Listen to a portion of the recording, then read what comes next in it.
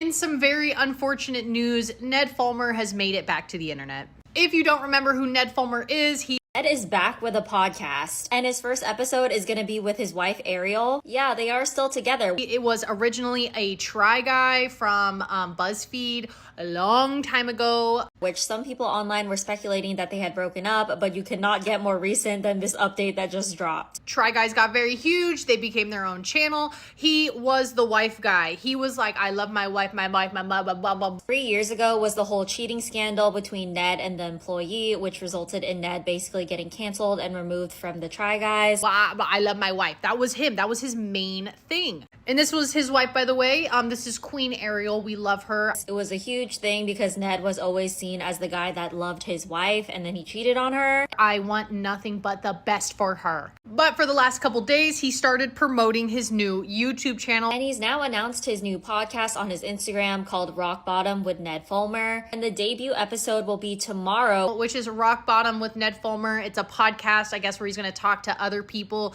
that have up like he had. With Ariel to gain an understanding of what their past 3 years have been like and how they're building something new.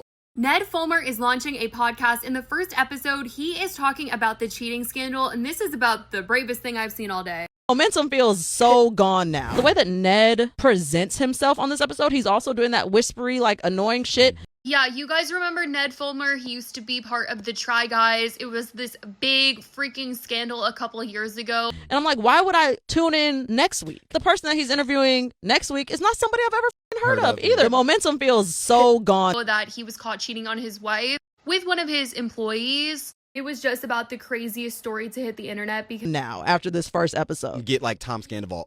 Hello, that's what makes exactly sense. Get hood up. The first, because his whole aesthetic was loving his wife, being the wife guy. So to know that he was cheating on her was the crazy. Yes, is a recovering addict. Yeah, and so I feel like to me, I'm like, that's a lot. Like those aren't the same thing. Thing ever. SNL literally did a skit on it. Him and Ariel are still together. But he's remained pretty under the radar until right now. We could have stayed with like canceled internet celebrity adjacent. Someone who's like canceled. It's scandalous. Ned Fulmer is back on YouTube and the internet is divided. After years of silence following one of the most public scandals in influencer history, the former Try Guys member has launched a brand new podcast titled Rock Bottom.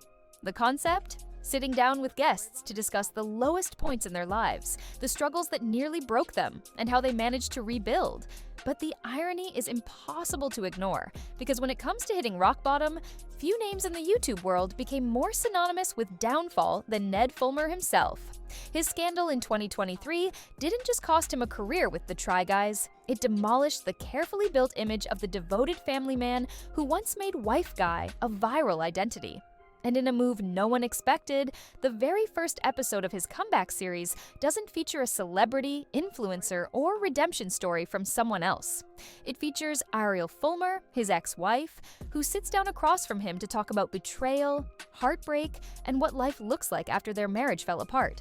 This shocking decision set the tone for what was supposed to be Ned's big return. But instead, it stirred up an entirely new wave of conversation, backlash, and questions about whether the public will ever truly forgive him.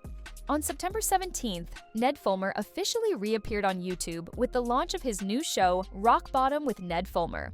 The title alone seemed to acknowledge the controversy that had followed him for years, as though he was ready to lean into the narrative of being a fallen figure who had to start over.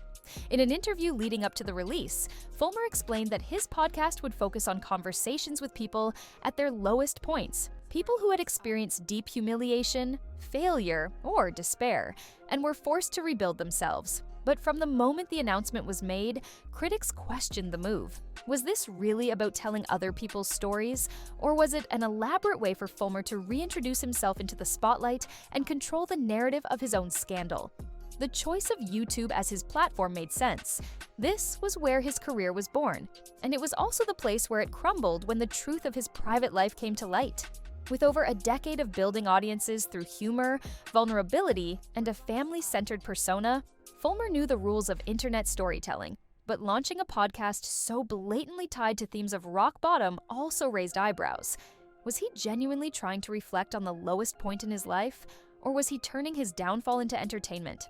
Either way, the return marked a bold statement. For the first time since 2023, Ned wasn't hiding. He was stepping back into the public eye with cameras rolling, ready to address the chaos that once made him one of the most talked about men on the internet. To understand why Ned Fulmer's return to the internet is so controversial, you have to go back to 2023, the year everything came crashing down. At the time, Fulmer wasn't just a popular member of the Try Guys, he was the wife guy, the wholesome character whose entire persona revolved around devotion to his family. Fans watched him gush over Ariel, include her in countless videos, and shape his public identity around being the doting husband and father. That's why the scandal hit so hard. When photos surfaced online of Ned out on dates with one of his employees, Alexandria Herring, the internet didn't just react, it exploded. The images spread across social media in a matter of hours, sparking heated debates, think pieces, and endless speculation about how long the affair had been going on. What made it even more damaging was the power dynamic involved. This wasn't just a slip in judgment, it was a relationship between a boss and someone who worked under him. The fallout was immediate and merciless. Fans accused him of betraying his family, betraying his team, and betraying the audience who had built him up as the poster child of loyalty. Even mainstream outlets jumped on the story, with Saturday Night Live airing a skit that poked fun at the situation, only to receive its own wave of backlash for appearing to go easy on Fulmer, while glossing over the serious implications. Within days, Ned was dismissed from the Try Guys company, Second Try LLC, and effectively erased from the channel he helped build. It was a shocking downfall, not just because of the cheating itself, but because it destroyed the carefully cultivated image he had leaned on for years. Fans didn't just feel disappointed, they felt deceived, as if the wife guy had been a performance all along. And for many, that betrayal was something they weren't willing to forget. When Ned finally hit record on his very first podcast episode, he didn't ease back into the spotlight with a safe or neutral guest. Instead, he shocked everyone by inviting Ariel Fulmer, his ex-wife and the very person whose trust he had shattered, to sit down across from him for a raw, hour-long conversation. It was a move that instantly grabbed attention because it blurred the line between a comeback project and a public airing of private wounds. The episode opened with Ned speaking directly to the camera, offering an apology, an explanation, and a nervous introduction, before shifting the spotlight to Ariel. What followed was far from a scripted redemption arc. Ariel recounted in painful detail how she discovered the affair not from Ned himself, but from fans who had sent her the viral photos. She described the surreal feeling of having strangers online inform her that her marriage was over, while the person she trusted most stayed silent. Together, the two discussed the therapy sessions that came after, the slow and often awkward shift into co-parenting, and the blurred line they now walked between family and estranged partners. Ariel made it clear she hadn't forgiven him, questioning how anyone could truly forgive lies and betrayal on that scale. Yet her honesty didn't come across as bitter, it came across as strong, almost freeing, as though she had finally taken back control of her own story. By the end, she revealed that she had rediscovered her love for pottery, a passion she was now turning into a business far away from the influencer lifestyle she once shared with Ned. Her message was simple. She had no interest in clout, followers, or fame anymore. She wanted peace, creativity, and a fresh start. The decision to make Ariel his first guest may have been bold, but it also laid bare just how fragile and complicated Ned's attempt at a comeback really was. If Ned had hoped his first episode would spark sympathy or signal the start of a clean slate, the audience made it clear that wasn't the case. From the moment the video went live, the comments section turned into a referendum on his past, with thousands of viewers voicing their thoughts, and most of them weren't in his favor. Instead of praising Ned for addressing his mistakes, many fans admitted they only tuned in to hear Ariel's side of the story. Some even stated outright that they had no intention of watching anything else he released, underscoring the idea that his podcast was interesting only when Ariel was present. One comment that quickly rose to the top summed up the mood perfectly. "Just to be clear, I'm only watching this to see what Ariel has to say. I will not be consuming anything else Ned puts out." Others were even more direct, accusing Ned of dodging accountability and shifting focus away from the real issue. One viewer wrote, "3 years later, and Ariel is still clearly wrestling with the fact that Ned has not taken responsibility or given her any honest answers. I have seen all I needed to see. These weren't isolated reactions. They reflected a larger public sentiment that Ned's attempt at rebranding himself through vulnerability was falling flat. What struck many viewers was Ariel's authenticity compared to Ned's polished delivery. She came across as real, unfiltered, and grounded, while Ned was accused of skirting responsibility and presenting his pain as entertainment. For fans who had once adored him as the wife guy, this only deepened the sense of betrayal, as though he was still trying to control the narrative without offering true honesty. Instead of earning forgiveness, Ned's return seemed to spotlight just how far he still was from regaining the trust of the very audience he needed to rebuild his career. For years, Ned Fulmer's entire identity on YouTube was carefully packaged around one idea: the wife guy.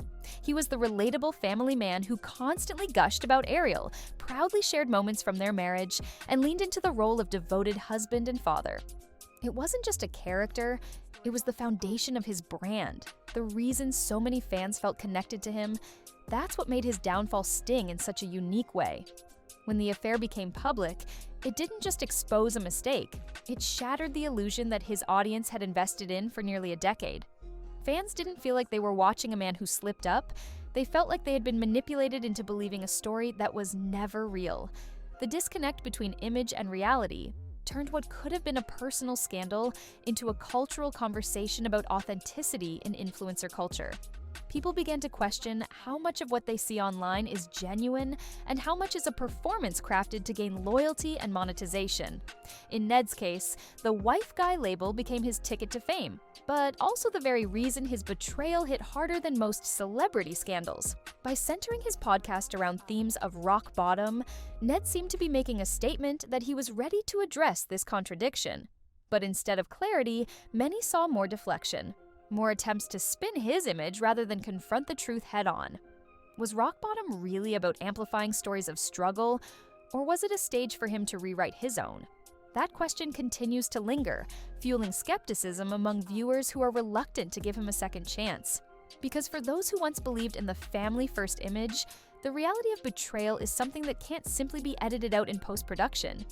As the first episode of Rock Bottom came to a close, Ned Fulmer tried to shift the focus from the past to the future. He thanked Ariel for joining him and thanked viewers for watching, before introducing his next guest, Lara Love Hardin, a single mother who rebuilt her life after years of battling addiction. On the surface, this announcement signaled what Ned wanted the podcast to be: a platform for resilience, recovery, and hard-earned wisdom. But beneath the surface, it also raised an uncomfortable question. Was Ned genuinely trying to highlight other people's struggles, or was he using their stories as a backdrop for his own ongoing redemption tour?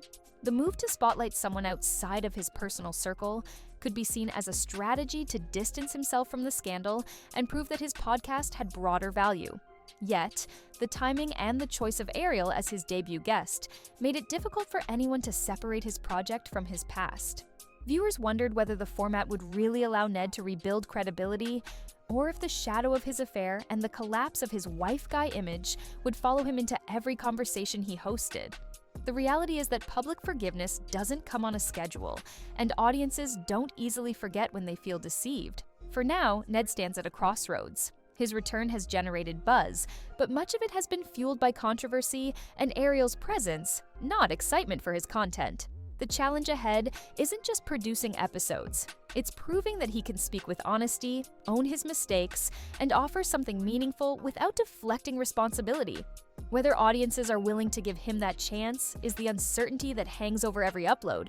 Ned Fulmer's return to YouTube with Rock Bottom was supposed to mark a new chapter, but instead it reopened old wounds and reminded audiences of the scandal that changed everything. By choosing Ariel as his very first guest, he guaranteed attention, but he also ensured that the spotlight would be less about his comeback and more about her raw honesty. Ariel's refusal to forgive, her strength in moving forward, and her decision to build a life away from the influencer spotlight left viewers admiring her while questioning him. The fan reaction made it clear: his name still carries weight, but not in the way he might have hoped. For many, Ned remains the symbol of a broken image. A reminder that what we see online can be carefully manufactured and just as easily destroyed. And while he now claims to be creating a platform for others to share their lowest moments, the reality is that his own rock bottom continues to overshadow every attempt at reinvention. Some see this podcast as a step toward authenticity, others as nothing more than a rebranding exercise. But one truth remains: forgiveness doesn't come on command, and reputations aren't rebuilt overnight. As the episodes roll out, the question is not whether Ned can get views, controversy guarantees that, but whether he can ever earn back respect. Because in the end, everyone hits rock bottom, but not everyone climbs back up. And right now, the world is still waiting to see if Ned Fulmer is capable of making that climb.